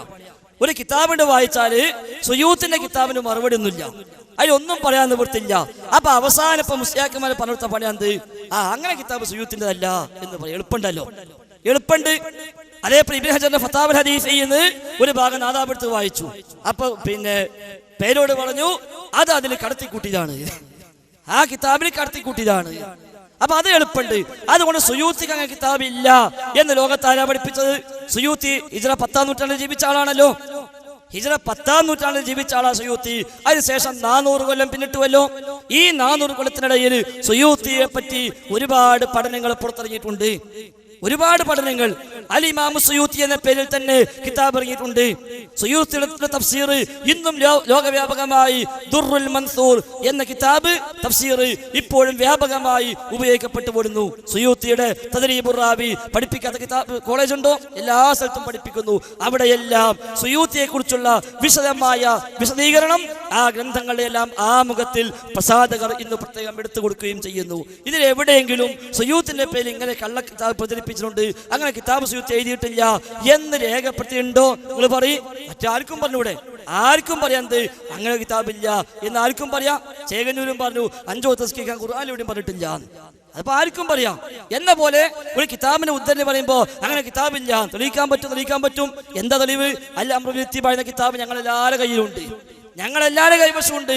ആ കിതാബ് എല്ലാം എവിടുന്ന് ഇറങ്ങിയാലും അത് ബൈറൂത്തിൽ ഇറങ്ങിയതുണ്ട്, അതേപോലെ സൗദി അറേബ്യയിൽ ഇറങ്ങിയിട്ടുണ്ട്, പല രാജ്യങ്ങളിൽ നിന്ന് ആ കിതാബ് ഇറങ്ങിയിട്ടുണ്ട്. അതെല്ലാം സുയൂത്തിയുടെ പേരിൽ തന്നെയാണ് അത് പ്രസിദ്ധീകരിച്ചിട്ടുള്ളത്. അതുകൊണ്ട് സുയൂത്തിക്ക് അങ്ങനെ കിതാബില്ല, സുയൂത്തിയെ പറ്റി അത് കള്ളക്കഥ ഉണ്ടാക്കിയതാണ്, അതില്ലാത്ത പ്രചരിപ്പിച്ചതാണ് എന്ന് പറയാനാകുമെങ്കിൽ അതിന് വല്ല ന്യായം ഉണ്ടെങ്കിൽ കുതിരശക്തി ഒന്നുമില്ല. അങ്ങനെ ഉണ്ടെങ്കിൽ താങ്കൾ അത് പറഞ്ഞാൽ ഇൻഷാ അല്ലാഹ് ഇപ്പൊ പറഞ്ഞുതരാം. സുയൂത്തിന്റെ പേരിൽ ഈ കിതാബ് ഉണ്ട് എന്ന് എഴുതിയ ഒന്നിലധികം പണ്ഡിതന്മാരെ, സുയൂത്തിക്ക് ശേഷം ജീവിച്ചവരെ ഞാൻ ഇപ്പൊ പറഞ്ഞുതരാം. മറ്റു വായിക്കുകയാണെങ്കിൽ അല്ല, ഇമാം സുയൂത്തിന്റെ ഇതിലെ മറ്റുള്ള വിഷയത്തില് ഇമാം സുയൂത്തിയുടെ ഗ്രന്ഥാന്ന് പറഞ്ഞിട്ടുണ്ട് നിങ്ങൾ പറഞ്ഞേ? നിങ്ങൾ പറയും. നമ്മൾ പറഞ്ഞു ഇമാം സുയൂത്തിന്റെ ഗ്രന്ഥമല്ലാതെ. അത് നിങ്ങൾ പറയില്ലേ? തീർച്ചയായിട്ടും നിങ്ങൾ പറയാം. ഞാൻ അല്ലെങ്കിൽ നിങ്ങൾ തെളിയിച്ചേരി മറ്റുള്ള ഗ്രന്ഥങ്ങളിൽ ഇമാം സുയൂത്തിനെ പറ്റി കിതാബ് ഇങ്ങനെ പറഞ്ഞിട്ടുണ്ട് എന്നുള്ളത് തെളിയിച്ചേരി. അത് നിങ്ങൾ ഇല്ലാന്ന് തെളിയിക്കുക. അപ്പോഴല്ലേ ഇല്ലാത്തോണ്ടല്ലേ സംഗതി ഇല്ലാ തെളിയിക്കണ്ടേ? വേണ്ട. അൽ-അംറു ബിൽ ഇത്തിബാ എന്ന കിതാബ് ലോകത്തുണ്ടല്ലോ. ഒരു മിനിറ്റ്. അൽ-അംറു ബിൽ ഇത്തിബാ എന്ന കിതാബ് ലോകത്തുണ്ടല്ലോ. അല്ല, എന്റെ തല കിതാബ് ബൈറൂത്ത് നിന്നാണ്, ലബനാനിലെ ബൈറൂത്ത് നിന്നാണ്, നജദ്. 23 കൊല്ലം മുമ്പ്. 23 കൊല്ലം. എന്താ പത്? എന്റെ അടുത്തുള്ള കിതാബ് ബൈറൂത്ത് അല്ല, അത് നജദ് നിന്നാണ്. ഇതാണ് നിങ്ങൾക്ക് പറ്റിയ സുഹൃത്തെ. നിങ്ങൾ ആദ്യം ആലോചിച്ച് മനസ്സിലാക്കി വരണം. നിങ്ങൾ വിചാരിച്ച് നിങ്ങൾ സാധനം നജദിന് കണ്ടു, അത് നജദിന്റെ ആണ് എന്ന് മനസ്സിലാക്കി. നജദ് അല്ലാത്ത സാധനം കൊണ്ടുവന്നേരാ. അതിനാ പറഞ്ഞത് നജദും അല്ല സൗദി അറേബ്യ അല്ലാത്ത സാധനം കൊണ്ടുവന്നേരാ. ലബനാനിലെ ബൈറൂത്തിൽ നിന്ന് ഇറങ്ങിയ കിതാബ് കാണിച്ചു തരാം സുയൂത്തിയുടെ പേരിൽ. ഇല്ലാന്ന് പറയാൻ പറ്റുമോ? സൗദി ഇറങ്ങിയിട്ടുണ്ട്, ഇല്ല എന്ന് പറയാൻ പറ്റോ? നിങ്ങളെ എല്ലാവരുടെ കോളേജിലെ കിതാബുണ്ട്, ഇല്ല എന്ന് പറയാൻ പറ്റോ? ഞങ്ങളെ കോളേജിലെ കിതാബുണ്ട്, ഇല്ല എന്ന് പറയാൻ പറ്റോ? പിന്നെ എന്തേ പ്രശ്നം എന്നറിയോ? ആ കിതാബിൽ പറഞ്ഞു സ്വഹാബത്താരും ഇസ്തിഗാസ ചെയ്തിട്ടില്ല. അതുകൊണ്ട് അള്ളാന്റെ അടിമയാണെങ്കിൽ ഈ മുൻഗാമികളെ വഴി നീ പിൻപറ്റിക്കോ. ഈ ഇബാർത്ത് കണ്ടപ്പോ മൂലന്മാരാകെ ബേജാറായി. എന്താ റബ്ബേ, സുയൂത്തി നമ്മളാളെ നയിക്കാനും വിചാരിച്ചത്, ആ സുയൂത്തി ഇങ്ങനെ പറഞ്ഞോന്നാ. എന്നാ ഞങ്ങൾ പറയണ പോലെ തെറ്റ് പറ്റിപ്പോയാൽ തെറ്റാന്ന് പറയാൻ ഒരിക്കൽ പറ്റുമോ? അതുമില്ല. അപ്പൊ റംലി വായിച്ചു, നമ്മൾ പറഞ്ഞു ശരിയല്ല, തെറ്റാണ്. ഞങ്ങൾക്ക് ആരോടും പ്രത്യേകിച്ച് വേറെ വിധേയത്വമൊന്നുമില്ല. പ്രമാണങ്ങൾക്ക് അപ്പുറം ആര് പറഞ്ഞാലും അത് സ്വീകരിക്കാൻ ബാധ്യസ്ഥരല്ല എന്ന് പഠിപ്പിച്ചോളാം ഞങ്ങൾ. അപ്പൊ സുയൂത്തി എഴുതി അത് തെറ്റാണെന്ന് പറയാൻ ഒരിക്കൽ ധൈര്യമില്ല. അപ്പം എന്താ ചെയ്യാ? അങ്ങനെ കിതാബില്ല എന്ന് പറയാം. എന്നാ കിതാബില്ല തെളിവെന്താ? തെളിവൊന്നുമില്ല, അത് നമ്മുടെ തൊള്ളനെ. ഇല്ലാന്ന് ഉറപ്പാണ്, ഇല്ലാന്ന് ഉറപ്പാണ്, ഉറപ്പിച്ചവിടെ പോയി കിടന്നുറങ്ങാതല്ലാതെ മുസ്ലിം ലോകത്ത് അങ്ങനെ ഉറപ്പേ ഇല്ല. നിങ്ങൾ മനസ്സിലാക്കുക, ഈ വിഷയത്തിൽ മാത്രം ഫൈസൽ, രണ്ടാളും ഫൈസല, ഈ വിഷയത്തിൽ മാത്രം ഞങ്ങൾ വാദപ്രയോഗം നടത്തിയിട്ടുണ്ട്. ഈ സുയൂത്തിന്റെ കിതാബ് വെച്ച് മാത്രം. ഈ കിതാബ് സുയൂത്തിന്റെ ആണോ അല്ലേ എന്ന വിഷയത്തിൽ മാത്രം ഒരു വാദപ്രതിവാദം 2 കൊല്ലം മുമ്പ് മുജാഹിദീങ്ങളും AP സുന്നിപ്പെട്ട മുസ്ലിയാക്കന്മാരും തമ്മിൽ നടത്തിയിട്ടുണ്ട്. അന്നും തെളിയാതെ പോയതാ പോലെ. പിന്നല്ലേ കൂട്ടിലങ്ങാടി നിന്ന് ചോദിക്കാമെന്ന് നിങ്ങള്. അപ്പൊ അതൊന്നും സുഹൃത്തെ വിട്ടേക്കുക. ഏതായിരുന്നാലും ഒരു വിശ്വാസിക്ക് ഓന്റെ തേട്ടങ്ങൾ, അവന്റെ പ്രാർത്ഥനകൾ, അവന്റെ സഹായാർത്ഥനകൾ ഞാൻ നേരത്തെ പറഞ്ഞ പോലെ ഇയ്യാക നഅ്ബുദു വ ഇയ്യാക നസ്തഈൻ, റബ്ബേ നിന്നെ മാത്രം ആരാധിക്കുന്നു. അവിടെ നിർത്തിയില്ല, വ ഇയ്യാക നസ്തഈൻ, നിന്നോട് മാത്രം സഹായം തേടുന്നു. അല്ലാതെ അവിടെ കൊടുത്ത കഴിവ് കൊടുക്കാത്ത കഴിവ് എന്ന് ന്യായം പറഞ്ഞിട്ട് വേറെ കോലത്ത് കൊണ്ടുപോകാൻ റസൂൽ നമ്മളെ പഠിപ്പിച്ചിട്ടില്ല. ഇനി മാത്രമല്ല, ലോകത്ത് ആർക്ക് എന്ത് കഴിവുണ്ടെങ്കിലും ഒക്കെ അല്ലാഹ് കൊടുത്തതിനാണ്. അല്ലാഹ് കൊടുക്കാത്ത കഴിവ് ആർക്കും ഇല്ല. എല്ലാവരുടെ കഴിവും പഠിച്ചവൻ കൊടുത്തതിന്. പഠിച്ചവൻ കൊടുക്കാത്ത കഴിവ് ആർക്കുള്ളത്? ആർക്കില്ല. എല്ലാവരുടെ കഴിവ്, ആർക്ക് എന്ത് കഴിവുണ്ടോ അതൊക്കെ അല്ലാഹ് കൊടുത്തതിന്. ഞാൻ കൊടുത്ത കഴിവ് ചോദിക്കുക എന്ന് പറഞ്ഞിട്ട് ആരോടും പോയി തേടാനാ? ആരോടും പോയി പ്രാർത്ഥിക്കാനാ? അല്ലല്ലോ. കഴിവ് കൊടുത്തോ കൊടുത്തില്ല മറ്റൊരു വിഷയം. പ്രാർത്ഥനയാകുന്ന ഇസ്തിഗാസ, ഇയ്യാക നസ്തഈൻ എന്ന ഇസ്തിആനത്ത് 100% റബ്ബിനോട് മാത്രം. തമ്മിൽ ചോദിക്കാനാണോ പറ്റും? നിങ്ങളിപ്പോ ചോദ്യം ചോദിച്ചു, ഞാൻ ഉത്തരം പറഞ്ഞു. ഈ നിലക്കുള്ള ചോദ്യങ്ങളാണോ? അതിന് കുഴപ്പമൊന്നുമില്ല, അത് ഇതിന് വരില്ല. അത് ഇയ്യാക നസ്തഈനിൽ പെട്ടതുമല്ല. അല്ലാത്ത സഹായാർത്ഥനയെല്ലാം 100% അള്ളാഹിനോട് മാത്രം. അതാ റസൂലിനോട് പറയാൻ വേണ്ടി അള്ളാഹ് പറഞ്ഞത്, ഖുൽ ഇന്നമാ അദ്ഉ റബ്ബി, ഞാൻ ദുആ ചെയ്യുന്നത് എൻ്റെ റബ്ബിനോട് മാത്രമാണ്. അത് പ്രഖ്യാപിക്കാൻ കഴിയണം. അതാണ് തൗഹീദ്. അതാണ് സുയൂത്തി പറഞ്ഞ ഫഖ്തദി അയ്യുഹൽ മുസ്ലിം ബിസലഫിക സ്വാലിഹ്. ഏ മുസ്ലിമേ, നീ അള്ളാന്റെ അടിമയാണോ എങ്കിൽ നീ പിൻപറ്റേണ്ടത് ബിസലഫിക സ്വാലിഹി, നിന്റെ സ്വാലിഹീങ്ങളായ സലഫുകളാണ്, മുൻഗാമികളാണ്. അതിനാൽ ഫലാ തഅ്ബുദ് ഇല്ലാ ഇയ്യാ, അല്ലാഹുവിനെ അല്ലാതെ ആരാധിക്കല്ല, അവനോട് പ്രാർത്ഥിക്കല്ല. അവസാനിപ്പിച്ചില്ല, വലാ തസ്തഈൻ ഇല്ലാ ബിഹി, അവനോടല്ലാതെ നീ ഇസ്തിആന ചെയ്യല്ല, സഹായം തേടൽ. ദുആയും പറഞ്ഞു, ഇബാദത്തും പറഞ്ഞു, പിന്നെ സഹായം തേടലും പറഞ്ഞു. അപ്പൊ ഞങ്ങൾ ദുആക്കലില്ല എന്ന് ന്യായം പറയണ്ടെന്ന് കരുതിയിട്ടായിരിക്കണം ദുആ ചെയ്യരുത് പറഞ്ഞിട്ട് സഹായം ചോദിക്കരുത് എന്ന് പ്രത്യേകം പഠിപ്പിച്ചു. അപ്പൊ ആ കിതാബ് സുയൂത്തിന് അല്ല എന്ന് പറഞ്ഞിട്ട് ശിർക്ക് ന്യായീകരിക്കാന്ന് വിചാരിക്കേണ്ട. ഇനി സുയൂത്തിന്റെ അങ്ങനെ കിതാബിൽ എഴുതിയിട്ടില്ലെങ്കിലും സംഗതി ശിർക്ക് തന്നെയാണ്, അത് മറ്റൊരു വിഷയം. ഇനിയിപ്പോ സുയൂത്തി എന്നൊരാൾ ലോകത്ത് ജീവിച്ചിട്ടില്ല വിചാരിക്കാം, എന്നാലും നിങ്ങളപ്പന തേട്ടം ശിർക്ക് തന്നെയാണ്, സംശയമല്ല. പക്ഷെ നിങ്ങൾ അംഗീകരിക്കുന്ന ജലാലൈനി എന്ന തഫ്സീർ എഴുതിയ 2 ജലാലുമാരിൽ ഒരാൾ, അതാണ് ജലാലുദ്ദീൻ സുയൂത്തി. പള്ളിദർസിലൊക്കെ ഓതുന്ന കിതാബാണ് തഫ്സീർ ജലാലൈനി. 2 ജലാലുമാർ കൂടെ എഴുതിയ, ഒന്ന് ജലാലുദ്ദീൻ മഹല്ലി, മറ്റൊരു ജലാലുദ്ദീൻ സുയൂത്തി. 2 ജലാലുമാർ, അതാണ് ജലാലൈനി എന്ന പേര് വന്നത്. അതിൽ ഒരാളാണ് ജലാലുദ്ദീൻ സുയൂത്തി റഹിമഹുല്ലാഹ്. അദ്ദേഹമാണ് തന്റെ അൽ അംറു ബിൽ ഇത്തിബാഅ് വന്നഹ്യു അനിൽ ഇബ്തിദാഅ് എന്ന കിതാബിൽ ഈ പരാമർശം നടത്തിയത്. അപ്പൊ ഈ കിതാബ് അദ്ദേഹത്തിന് അല്ല എന്ന് നിങ്ങൾക്ക് മുമ്പ് ലോകത്താരാ പറഞ്ഞത്? നിങ്ങൾക്ക് മുമ്പ്. അപ്പൊ പറയും കാന്തപുരണ്ട്, അത് കൂട്ടിലട്ടാ, അത് നിങ്ങൾക്ക് മുമ്പ് ഞങ്ങൾ ഒപ്പം തന്നെയാണ്. മുസ്ലിം ലോകത്ത് കഴിഞ്ഞു പോയ സുയൂത്തിക്ക് ശേഷം ജീവിച്ച 400 കൊല്ലത്തെ മുസ്ലിം പണ്ഡിതന്മാരുണ്ടല്ലോ. ഈ 400 കൊല്ലത്തെ മുസ്ലിം പണ്ഡിതന്മാരിൽ സുയൂത്തിയെ കുറിച്ച് രചന എഴുതിയ, സുയൂത്തിയെ കുറിച്ച് പഠനം നടത്തിയ, സുയൂത്തിന്റെ കിതാബ് പ്രസിദ്ധീകരിച്ച ആരെങ്കിലും പറഞ്ഞോ ഇങ്ങനെ കിതാബുണ്ട് അത് സുയൂത്തിയുടേതല്ല എന്ന് പറഞ്ഞിട്ടുണ്ടെങ്കിൽ അതല്ലേ വായിക്കേണ്ടത്? അല്ല ഉറപ്പാണ് കൊണ്ട് കാര്യമില്ല. ഉറപ്പ് എന്താന്നുള്ളത് പറയണം, അപ്പോഴേ ഉറപ്പാവുള്ളൂ. ഫൈസലിന് ഒരു ചോദ്യം കൂടി ചോദിക്കാം, എന്നിട്ട് വേറെ ആരെങ്കിലും ഇല്ലെങ്കിൽ വീണ്ടും അവസരം തരും ഇൻഷാ അല്ലാഹ്. ബാക്കിയുള്ള ഇത് ഈ അവസരത്തിലെ അവസാന അവസരമാണെന്ന് പറയാം. അത് കഴിഞ്ഞിട്ട് ഫൈസൽ അവിടെ ഇരുന്നോളി. വേറെ ആർക്കുള്ള അവസരം കഴിഞ്ഞിട്ട് ഫൈസൽ തന്നെ തരും ഇൻഷാ അല്ലാഹ്. ഞാൻ ഫൈസൽ കൂട്ടിലങ്ങാടി, മറ്റു ഫൈസൽ പുതുപ്പറമ്പ്, ഞങ്ങൾ 2 അളവാദും ആർക്കും തള്ളാം. പക്ഷെ പ്രാമാണികമായി ഇമാം റംലി പറയുന്നു മരിച്ചുപോയ അമ്പിയാക്കൾ വിളിച്ച് തേടാം എന്ന് ഇമാം റംലി പറയുന്നു. നിങ്ങൾ പറയുന്നത് സിർക്കാണ്. ഞാൻ ചോദിക്കുന്നു, ഏതെങ്കിലും പ്രാമാണിക പണ്ഡിതന്മാര് അമ്പിയാക്കൾ, മരണപ്പെട്ടു പോയ അമ്പിയാക്കളോ ഉലമാക്കളോ സുഹാദാക്കളോ വിളിച്ച് തേടുന്നത് സിർക്കാണ് എന്നൊരു പറഞ്ഞ വാദകം പ്രാമാണികമായി തെളിയിക്കാൻ കഴിയുമോ? ഈ സഹോദരന്മാരൊക്കെ ശാസ്ത്രത്തിൽ എപ്പോഴും ചോദിക്കല്ലേ.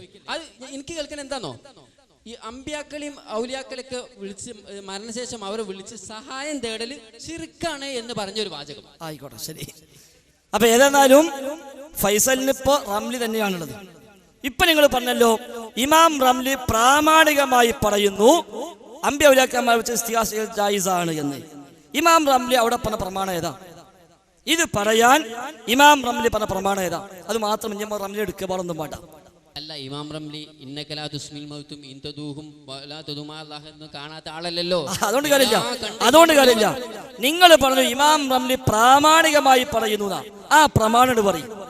ആ പ്രമാണം പറയാത്തോടെ ഞങ്ങൾ വിളിച്ചിരുന്നത്. മൗലവി, ഞാനാണ് ചോദ്യം ചോദിക്കുന്നത്. ഞാൻ പറഞ്ഞു അതെ, നിങ്ങളെ ചോദ്യം വ്യക്തമായി പറഞ്ഞത്. ഞങ്ങൾ പറയുന്നു ഇമാമ് ചെയ്ത് ഞങ്ങൾക്ക് തെളിവാണേ. ഇമാമ് സിർക്ക് ചെയ്യൂലല്ലോ. ഇമാമുകൾ ആരും സിർക്ക് ചെയ്യോ? ഇത് ഇമാമായി കൂട്ടാൻ പറ്റില്ല. സിർക്ക് ചെയ്യൂല. സുഹൃത്ത്, റംലി എന്നുള്ള ഇമാമെന്ന് കൂട്ടാൻ പറ്റിയ സാധനമല്ലാന്ന്. ഇമാമെന്ന് കേൾക്കുമ്പോഴേക്ക് അതൊക്കെ ഇമാമായി എന്ന് കണ്ടാൽ, ഓരൊക്കെ അഖീദയിൽ ഇമാമാന്ന് പറഞ്ഞാൽ അതിനെന്താ അർത്ഥമുള്ളത്? സമസ്തന്റെ മദ്രസന്റെ പാഠപുസ്തകം പഠിപ്പിച്ച എന്താ? അഖീദ സ്വീകരിക്കേണ്ടത് അബുൽ ഹസൻ അശ്അരി, അബൂ മൻസൂർ മാതുരീദി രണ്ടാളിൽ നിന്നല്ലേ. പിന്നെ എങ്ങനെയാ റംലി വന്നു? അഖീദ പഠിക്കാൻ 2 ത്വരീഖത്താ. ഫിഖ് പഠിക്കാൻ 4 മദ്ഹബ്, ഷാഫി, ഹനഫി, ഹംബലി, മാലിക്കി. അഖീദയാണോ വിശ്വാസമാണോ? ശ്രദ്ധിക്ക്, ഇങ്ങനെ കുറച്ച് പഠിക്കാൻ പറ്റുള്ളൂ, അല്ലാതെ കിട്ടും. ഏതായാലും അവിടെ നിന്ന് വന്നതല്ലേ. അഖീദയാണോ വിശ്വാസമാണോ? 2 ഒരു ത്വരീഖത്ത്.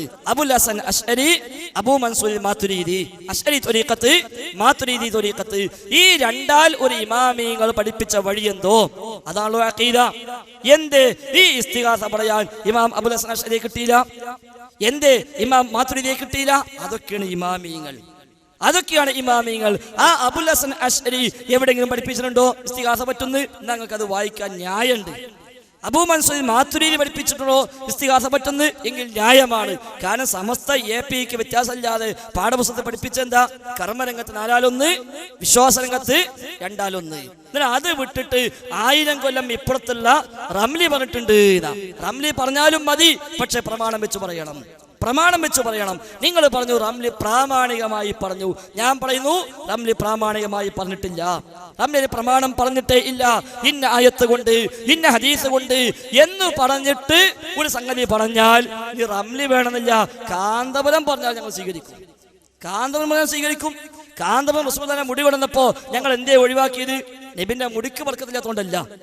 പക്ഷെ ഇയാള് കൊടുന്ന മുടി പ്രാമാണികമായി തെളിയിക്കാൻ പോയി കഴിഞ്ഞില്ല. അപ്പൊ ഞങ്ങൾ പറഞ്ഞാൽ സ്വീകരിക്കൂല. പ്രാമാണികമായി തെളിയിക്കപ്പെട്ടാലോ റസൂലുള്ളാഹിന്റെ മുടിയാണെങ്കിലോ ഉറപ്പാണ് ബർക്കത്തുണ്ട്. പക്ഷേ കൊണ്ടുവരാൻ കഴിയാൻ അറിയാം, കാരണം മൂപ്പരിക്കുന്ന പ്രമാണമില്ല, പിന്നെ മൂപ്പരെ കൊണ്ടുവരാൻ ഉണ്ടാവില്ലല്ലോ. അപ്പൊ എന്ന് പറഞ്ഞ പോലെ റംലി പറഞ്ഞു എന്നത് ദീനിൽ തെളിവല്ല. റംലി എന്തടിസ്ഥാനത്തിൽ പറഞ്ഞു അതാണ് തെളിവ്. നിങ്ങൾ പറഞ്ഞു പ്രാമാണികമായി റംലി പറഞ്ഞു, ആ പ്രമാണം പറയൂ. റംലി പറഞ്ഞ പ്രമാണം പറയൂ. അല്ലാതെ റംലിക്ക് ഇയ്യാക്കാൻ തിരിയില്ലേ, റംലിക്ക് ഇന്നമാദു റബ്ബി തിരിയില്ലേ എന്ന ചോദ്യത്തിൽ പ്രസക്തിയില്ല. അങ്ങനെയാണെങ്കിൽ റംലിയുടെ ഫതാവയിൽ എന്തെല്ലാണ്ട്? റംലിയുടെ ഫതാവയില് അല്ലാഹുവിന്റെ റസൂലിന്റെ മാതാപിതാക്കള് മുഅ്മിനീങ്ങളാണെന്ന് പറഞ്ഞാൽ ഓ മുബ്തദി ആണ് എന്നുണ്ട്. ഒരു കാഫിർ അല്ല എന്ന് പറഞ്ഞാൽ, ഒരു മുസ്ലിം ആണെന്ന് പറഞ്ഞാൽ ഓ പുത്തൻ പ്രസ്ഥാനക്കാരാണ്, പുത്തൻവാദിയാണ് എന്ന് ഈ റംലിയുടെ ഫതാവ റംലിയിലുണ്ട്. നിങ്ങൾ അംഗീകരിക്കോ? എത്ര സ്ഥലത്ത് പറഞ്ഞിട്ടുണ്ട്? എന്താ ശാലിയാത്തി പറഞ്ഞത്? ആ ഫത്വ മർദൂദാണ്. ശാലിയാത്തി പറഞ്ഞു റംലിയുടെ ആ ഫത്വ മർദൂദാണ്. എന്തേ മർദൂദായത്? ഓല് പറഞ്ഞ പ്രകാരം അത് ന്യായമില്ല. അപ്പൊ എന്ന പോലെ ഇസ്തിഗാസ പറ്റുന്ന റംലി പറഞ്ഞാലും ശരി, ഇനി ലോകത്ത് ആര് പറഞ്ഞാലും ശരി, അല്ലാഹും റസൂലും പാടില്ല എന്ന് പറഞ്ഞ കാര്യം പാടുണ്ട് എന്ന് ആര് പറഞ്ഞാലും അത് ന്യായമല്ല. അതുകൊണ്ട് ആ ഒരു റംലിന്റെ കിതാബ് തൂങ്ങിയിട്ട് സമയം കളയണ്ട. പ്രമാണമുണ്ടോ അത് പറഞ്ഞോളൂ, ഇല്ലെങ്കിൽ പിന്നെ അതുകൊണ്ട് പ്രയോജനമില്ല. ആയിക്കോട്ടെ, അങ്ങോട്ട് പോലെ ആ കൂട്ടനെ നമ്മൾ കൊണ്ടുപോയി വിട്ടരാം, കുഴപ്പമില്ല. കൂട്ടനങ്ങാടിക്ക് വേണം ഞാൻ കൊണ്ടുപോയി വിട്ടരാം. അങ്ങോട്ട് ഇരിക്കി, നമുക്ക് ആവശ്യമുണ്ട്. നിങ്ങളെപ്പോലത്തെ വന്നാൽ ഇതൊക്കെ വിജയിക്കുള്ളൂ. അതെ. അസ്സലാമു അലൈക്കും. എൻ്റെ പേര് ഹംസ, പകര എന്ന സ്ഥലം. എനിക്ക് ചോദിക്കാനുള്ളത്, ഒരാളെ ദേഹത്ത് ജിന്ന് കയറി അല്ലെങ്കിൽ ജിന്ന് ഇറങ്ങി, ഇത് നമുക്ക് എങ്ങനെ മനസ്സിലാക്കാൻ പറ്റും? അതിന് ഇസ്ലാമിക പ്രതിവിധി എന്താണ്? ഒരാളുടെ ദേഹത്ത് ജിന്ന് കയറി അല്ലെങ്കിൽ കയറിയ ജിന്ന് ഇറങ്ങി എന്ന് എങ്ങനെ മനസ്സിലാക്കാം? ഉറപ്പിച്ചു പറയാൻ നമുക്ക് നേർക്ക് നേരെ നിർവാഹമില്ല. പിന്നെ ലക്ഷണങ്ങൾ കൊണ്ട് പറയാം. ഉറപ്പിച്ചു പറയാൻ അള്ളാഹു റസൂലിന് മാത്രമേ കഴിയൂ. കേരള ജംഇയ്യത്തുൽ ഉലമയുടെ പേരിൽ ഇറങ്ങിയ പുസ്തകമാണിത്. ജിന്ന്, പിശാച്ച്, റുഖിയ, ശർഇയ്യ. ഈ പുസ്തകത്തിൽ അത് വളരെ വ്യക്തമായി പഠിപ്പിക്കുന്നുണ്ട്. ആ ഉറപ്പിച്ചു പറയൽ എന്താണ്, എങ്ങനെയാണ് എന്ന് അള്ളാഹു റസൂല് വിശദമായി സ്വഹാബത്തിനെ കുറിച്ച്, സ്വഹാബത്തുമായി ബന്ധപ്പെട്ട ചില സംഭവങ്ങൾ പറയവേ പഠിപ്പിച്ചു. ഒന്ന് രണ്ടെണ്ണം ഞാൻ വായിക്കാം. ഇതിന്റെ 62-ാമത്തെ പേജ്. ഇത് 2-ാം പതിപ്പാണ്. 1-ാം പതിപ്പിൽ 52-ാമത്തെ പേജാണ്.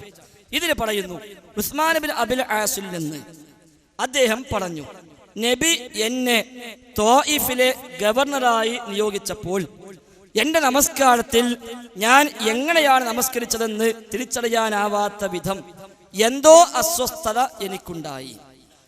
അത്തരം ഒരു അനുഭവം ഉണ്ടായപ്പോൾ ഞാൻ നബി സല്ലല്ലാഹു അലൈഹി വസല്ലമയുടെ അടുത്ത് ചെന്നു. നബി സല്ലല്ലാഹു അലൈഹി വസല്ലമ ചോദിച്ചു, ഇബ്നു അബിൽ ആസല്ലേ? ഞാൻ പറഞ്ഞു, അതേ ദൂതരെ. നബി ചോദിച്ചു, എന്താണ് വന്നത്? ഞാൻ പറഞ്ഞു, അള്ളാഹുവിന്റെ ദൂതരെ, എന്റെ നമസ്കാരത്തിൽ ഞാൻ എങ്ങനെയാണ് നമസ്കരിച്ചതെന്ന് തിരിച്ചറിയാനാവാത്ത വിധം എന്തോ അസ്വസ്ഥത എന്നെ ബാധിക്കുന്നു. നബി സല്ലല്ലാഹു അലൈഹി വസല്ലം പറഞ്ഞു, അത് പിശാചാണ്. അപ്പൊ ഇങ്ങനെ പറയാൻ നബിക്ക് കഴിയൂ. ഈ ഒരു അനുഭവം ഉണ്ടായി, അസ്വസ്ഥത ഉണ്ടായി. അദ്ദേഹം ത്വായിഫിൽ നിന്ന് റസൂലുള്ളാഹിയുടെ അടുത്തേക്ക് വന്നു. വിഷയം പറഞ്ഞപ്പോഴേ നബി എന്ത് പറഞ്ഞു? അത് പിശാചാണ്. എന്ന് നബി ഞങ്ങൾ പറഞ്ഞു, ഉദ്നു മിന്നി, നിങ്ങൾ അടുത്തു വരിക. ഞാൻ റസൂലിന്റെ അടുത്തേക്ക് ചെന്നു. എന്റെ പാദത്തിന്റെ പള്ളയിൽ ഞാൻ ഇരുന്നു. നബി സല്ലല്ലാഹു അലൈഹി വസല്ലം എന്റെ നെഞ്ചിൽ അടിക്കുകയും വായിൽ തുപ്പുകയും ചെയ്തു. തുപ്പിന്നാല് സാധാരണ മന്ത്രി ചൂതുന്ന ഒരു അല്പം ഉമനീരോട് കൂടിയുള്ള ആ ഒരു ഊത്ത്, അത് നബി തങ്ങൾ നിർവഹിച്ചു. എന്നിട്ട് ഉഖ്റുജ് അദുവല്ലാഹ് എന്ന് പറഞ്ഞു. 3 പ്രാവശ്യം അങ്ങനെ ചെയ്തു. എന്നിട്ട് പറഞ്ഞു, നീ നിന്റെ ജോലിക്ക് പോയിക്കൊള്ളുക. ഉസ്മാൻ റളിയല്ലാഹു അൻഹു പറഞ്ഞു, പിന്നീട്